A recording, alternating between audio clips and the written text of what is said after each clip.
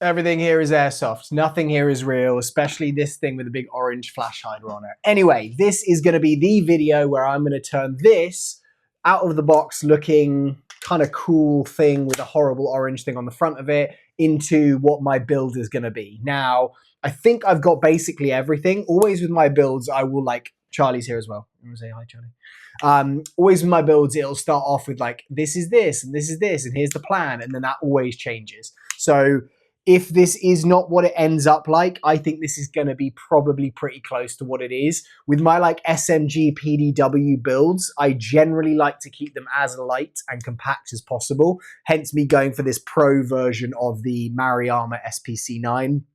I could have gone with the full length stock version, which at the moment I'm a bit like, why didn't I do that? Because this stock is really cool, but it is very, very short in the shoulder. And so I'm having to like get myself pretty hunkered into this one to actually get it, get a sight picture. So that's why I've chosen some of the attachments that we have today. So hopefully you guys will kind of get an understanding. I've got my stuff lined along here that we're going to put on here. And I'm hoping it's going to turn out looking from this into something really, really cool. But you guys can tell me at the end of the video if you think I've done a good job or if there's something you would have done differently.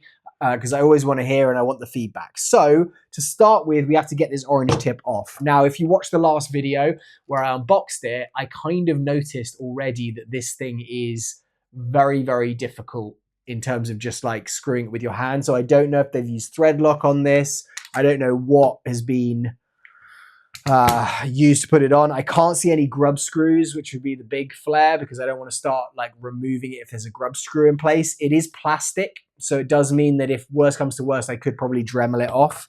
But what I'm going to do first, and hopefully this is going to work, is a trick that I actually learned from OliTalk's Airsoft's channel, where he showed this. I think he said in the video one of his friends had showed him how to do it, but he basically wrapped gaffer tape or this, what do you call it, tape? Duct tape, I should call it, sorry, around the actual flash hider. And what's quite clever is, so you wrap it around and then you do a rotation. So you turn it and then you wrap it continually the same way, so that on the outside, it turns out to be something pretty sticky. Now you want to do it a couple of times round. But this basically is going to give me like traction on it, or that's the idea. This should be counterclockwise, so I'm going to turn it basically the way a clock goes round to unlock it.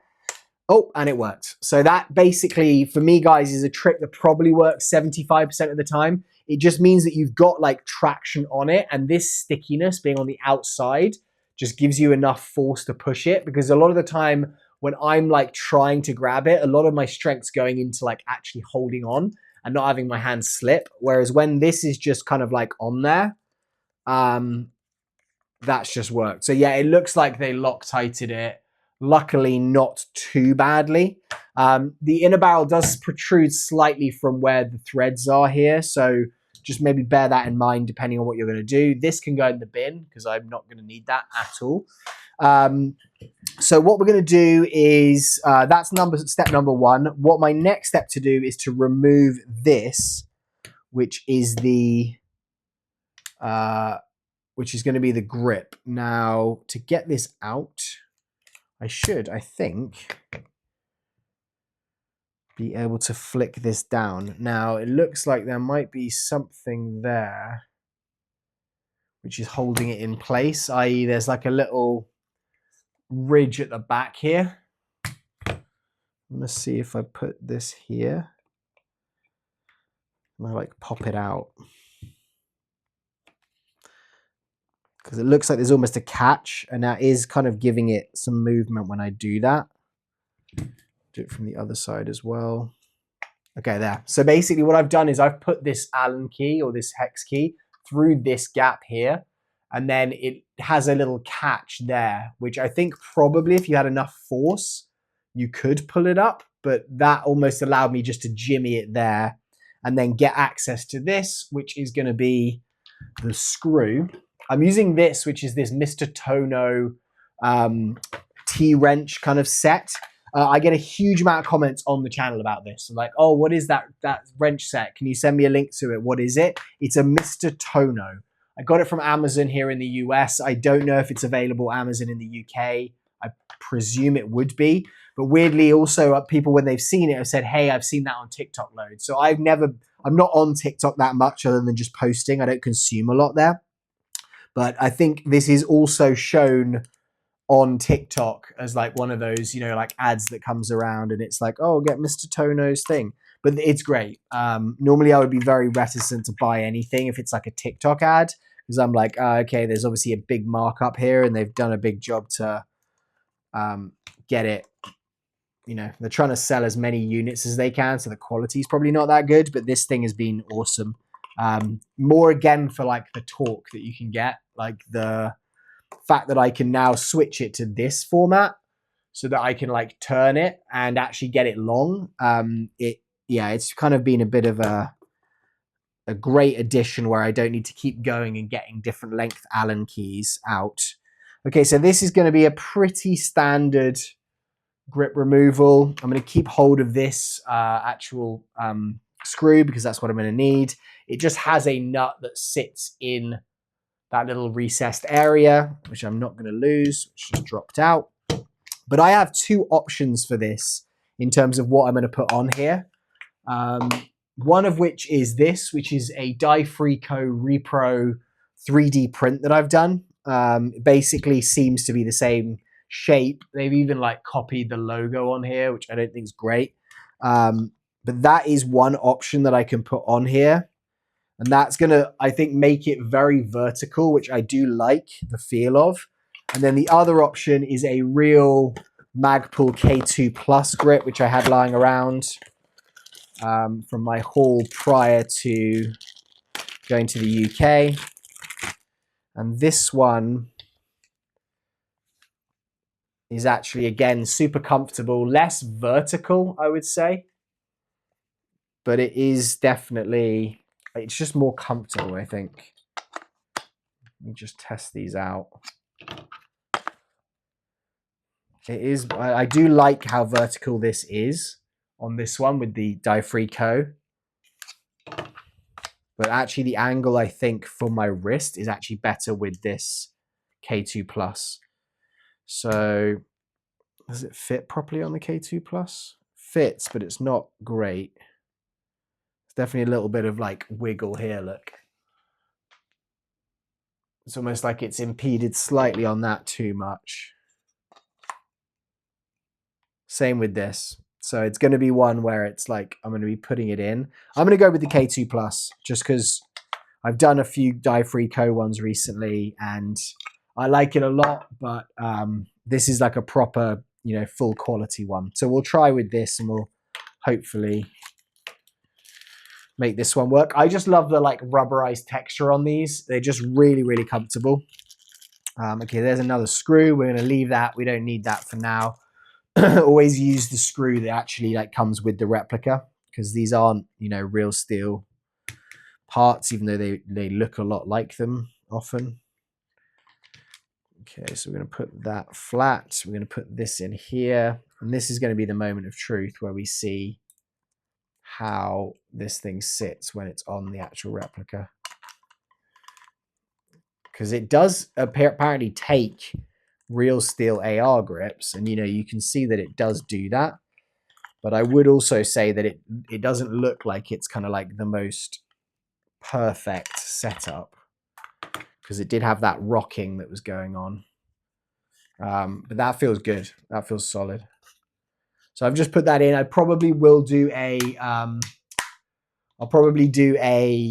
thread lock on that later when I'm like confirmed that this is definitely going to be the grip that I'm going with. But in terms of like comfortability on it, that is really, really nice. Okay, so that is going to be that. Right, next we're going to go with the sight. And on this one, I actually was looking around like, what am I going to put on it? And as I said, I want to keep something pretty lightweight on here. So what I was actually thinking was I'm going to go with, I was going to take the Repro EOTech that I have. I have a couple of real ones, but I have a Repro EOTech that is on this MP9. And they are bulky, but they're actually pretty like, they're not too heavy. They definitely feel pretty good. I think actually I'm going to maybe keep this from the Maruyama MP9 when that comes, because I think that could be just a better fit for it. I think these do look quite good with the EOTechs on them. You can agree or disagree, but I do actually quite like how that looks on there. So I'm going to leave this one on here for that. And I didn't actually really have another sight lying around except on this, which I actually haven't used a lot recently, which is my 3D print upgrade. This is from Bastard Labs, this kit that I put on here, and this stock tube for the this stock that I have. This is my Tokyo Marui Sega 12 SBS, but you can obviously see it's been changed into something very different from the SBS that is there. And what I had on here was, and if I like it, I might just buy another one to put back on there. But what I had on here was actually this Sig Romeo Max 3. Romeo3 Max. And I actually really like this sight. It's just a really big window. It's made by Sig. And like it's kind of like something between almost like an RMR, you know, red dot, micro red dot, or a full-size sight, but because the window is so big, it's actually just really good on these shorter builds. So I'm going to put this on, but I'm going to put it on a riser because I want a riser in this location. I think that it's going to be fine there, and it would work for some people. For me, that's just too low down. For me, having it there is going to be tough, I think. So I'm going to put it on this, which is a Monstrum riser. These are fairly cheap. You can get them from Amazon. I think the cost on this was about maybe like $12, something like that. You don't really need anything more than that for airsoft, even though I would say, you know, getting the nice stuff is always better, or the stuff that's going to work is always better. And then I'm just going to basically sit this on top of here. It doesn't look great, to be honest. I had also this Unity Tactical riser, which again doesn't look fantastic. I don't think this Romeo Max is going to look good on many risers, to be honest. I can't think of a good riser that's going to go on here well. So I'm going to go with this. And then again, you know, that might be something, because it is like really its function for me on these builds, but also I want my replicas to look cool. I want, you know, I want it to look good in videos for you guys. I want to be proud of it when I pick it up and I'm like, oh, this thing looks damn cool. That's like half the fun of airsoft. You know, it's kind of like, you know, I was chatting to my friend Guy when I was at that AGL place, and I was like, this kind of becomes a little bit like, you know, your car buff friends who are like, oh, look at this like radiator that I put on here, or these grill, these fenders, or whatever. And my dad's a big car guy. And I never got into it, I think, because he kind of pushed me into it a bit. It was like, oh, let's go to this car show, and and I'm a young kid, and I'm like, this is boring. Like, I got no interest in this. And the same with watches. He's very, very into watches, and I was not. But it's the same thing, you know, with like definitely boys. I mean, it's boys and girls, but with boys and their toys is kind of what I would describe it as. And so you want your, whatever it is, you know, your Hot Wheels, whatever for my boys, or you want your replicas for me, all of that stuff to just look as cool as possible and to have all the right parts. I don't know, maybe this hasn't got its, might have to do another battery in this. Oh no, we're good, we're good. Yeah, that feels really good. That the height on that is great. Location on it, I might bring it back slightly. Like that's what it's looking. Oh, I've lost you. One sec.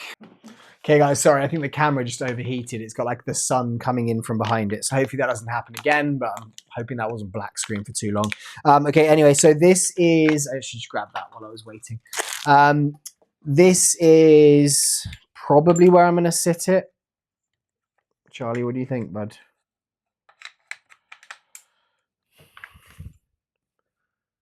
I think that's pretty good. Not too far forward, too far back, but I might try it back a little bit further. Yeah, that feels good. Move my head around. It's a really nice sight, this. I mean, I like Sig products generally, but their sights I find are actually just very well priced for what they are. You know, like it's been a lot of like work and, you know, money that's gone into them developing it, because obviously they're, you know, developing it for real still stuff. But compared to, you know, what you'd expect to spend for like a very high end top of the line thing, I think they're very, very well priced, very well. I think they have some more expensive ones as well, but so that's basically what we're looking like now, which now is already, it just feels so much more comfortable with a riser. I don't like this bit here and how that kind of sticks out the front, but I don't think I have another riser that's going to work as well as this. Okay, so that's what we're going to go with that. Next, I'm actually going to put on the flashlight. So I actually pulled this one as well, this VTAR-2 off the SBS, the Sega 12 SBS. And what I love about these is they are just the best in terms of like lightweight. They're super bright. Like I'll show you that there. But I had a couple of people that I was playing with in the UK who turned around and they were just like, what is that flashlight? It's so bright. And I'm like, yeah, I've got like $400 Surefire ones and they are not nearly as bright as this. My issue that I think we might come across is that where this charging handle is here, and I talked about this in the last video, that basically runs right the way along. And that is going to stop you from running a PEC unit because it's going to overhang. It's going to stop you from everything. With this, we only have this little ridge. So I'm hoping it's going to slide in there and not have an issue. But we're going to work that out in a second. I'm going to stick it over the top because I am going to stick a suppressor on this. And so I'm going to leave it basically that far over the end. And we're going to see now, after I tighten it up, if this is going to fit. What do you think, Charlie? I just took him for a really long walk. He's the kind of like a little bit out of it, I think. You know, puppies love to sleep a lot. And he's definitely in that mode of like just putting out so much energy constantly. Okay, I don't want to end up stripping that. Okay, so you can see there, this is going to be very, very close, like here. But it works. That is ideal. That is working perfectly fine. So I've kind of got this little piece at the front where I can just grab it and do that.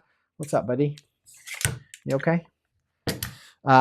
Which basically leaves us one more thing.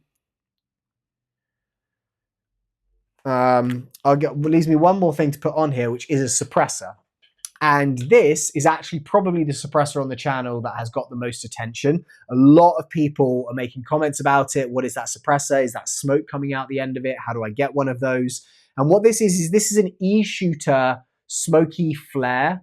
So it is their smoke producing thing. I've done a full video on it, but it doesn't look like that because this has a Manta suppressor cover on it. So I've cut that suppressor cover down to length. These are about $80. The e-shooters are about 100 and 120. The actual e-shooters I think are really good just because it's like you get smoke, you get muzzle flash, you get flare, and then it's also a built-in chrono. So you kind of get everything with it. And I just love the way this is like this short, stocky little fat suppressor. And I think it could look quite cool on here. So this is what I'm going to go with on here if it fits. But I had this running on my Rattler in the UK. And a lot of people, yeah, tons and tons of comments from people just saying like, what is that? And can I get one? And I think this should be fine. Yeah, that's ideal. That's literally perfect. Because I think that now is what this thing looks like. And I think it's pretty mean. This so weird to get used to this like mag release right now. So now that is my use on this. And I think that looks pretty damn cool. I don't know if you guys agree, but compared to what it looked like before, it's still very lightweight. It's going to take these 45 round little mags in here. You love it, huh? Yeah, it's nice, isn't it? Yeah, I know. Yeah, so it's going to take these little 45 round mags. I don't have to use these side rails, which are weird and they're short. One thing that is really Let's test this actually quickly. Let me just sit you there, bud. Sorry. I know you want attention, as always. He's amazing. Like, anytime I sit down anywhere or I lie down, he wants to like kind of like hug and put his head on you. Okay, so these little things are QD mounts. The little holes in the front here. I was thinking, are they actually QD mounts? And I noticed one at the back, and that is a QD mount as well. So you can actually run this with a sling. So I'd probably put a QD mount here, and then you can't really put one here, which is the kind of annoying thing. I suppose this you can switch over and make it ambidextrous, which is maybe why they've done that. So I'd have to run it here and here. So you're running it on the lower part of the replica, which I don't think is going to be a huge issue. But when I come to use this and shoot some gameplay for you guys, that's going to be not annoying for me, but it is going to be something that's going to, it's going to like factor in. Just push that button slightly.